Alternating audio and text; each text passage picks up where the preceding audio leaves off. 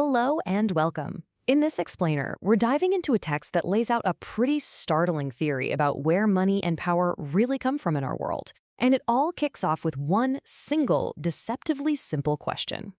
This right here, this is the question the entire argument from our source material is built on. I mean, think about it for a second. It feels like a total contradiction, right? If the government is the one making the currency, how on earth can it owe that same currency to somebody else? This is the knot we're going to try and untangle in this explainer.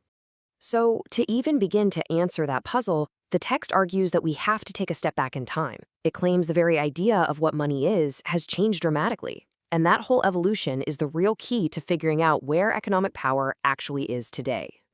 Now, what's really interesting is how the source material connects these big technological leaps directly to shifts in power.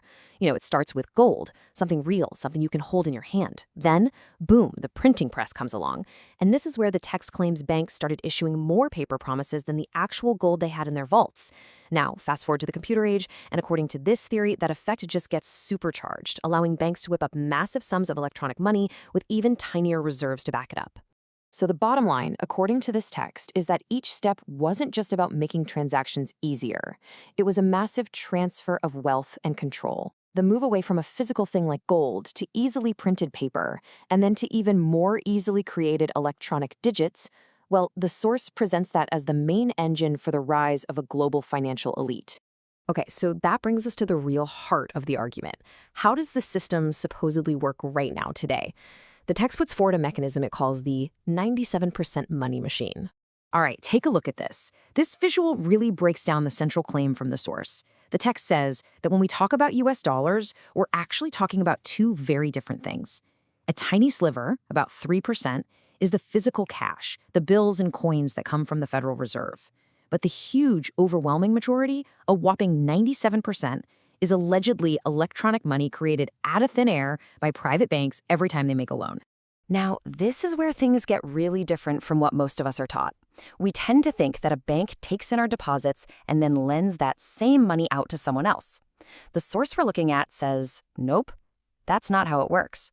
It claims that when you get a loan for a car or a house, the bank just types new digital dollars into your account. In that instant, they create brand new money and a matching debt for you to pay back. They aren't lending money, they're creating it.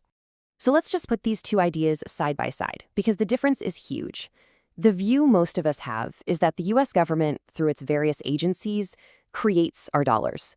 But the source we're examining makes a completely different claim, that private banks create almost all of it, every time they write a new loan.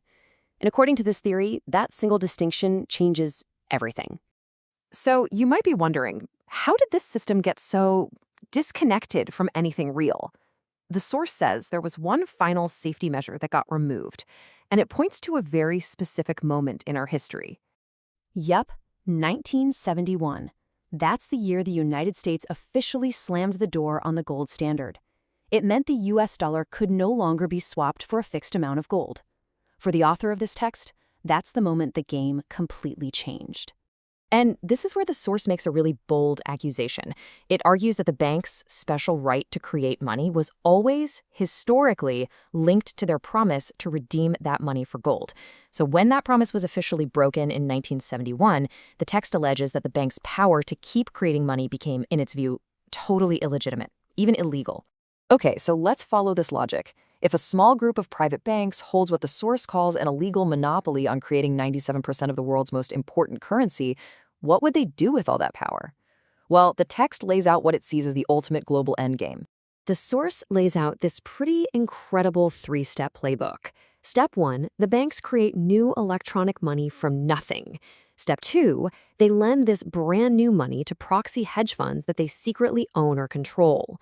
And step 3, these hedge funds then use this basically endless supply of cash to go out and buy up controlling shares in the biggest, most important corporations all over the world. And the result of all this, according to the text, it's mind-bogglingly simple: total economic control. By creating digital money and then using it to buy real, tangible assets, corporations, natural resources, infrastructure, a very small group allegedly turns its power to create currency into ownership of, well, pretty much everything. Of course, if you have that kind of economic power, you're going to want to protect it, right? Well, the source claims there's a whole geopolitical strategy for that.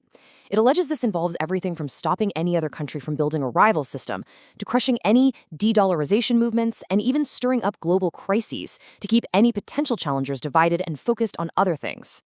And that brings us right back to where we started, to that big central question posed by the source. The text we've walked through today gives its own very detailed, though very controversial, answer. It's a story of technology, finance, and what it claims is a hidden grab for power.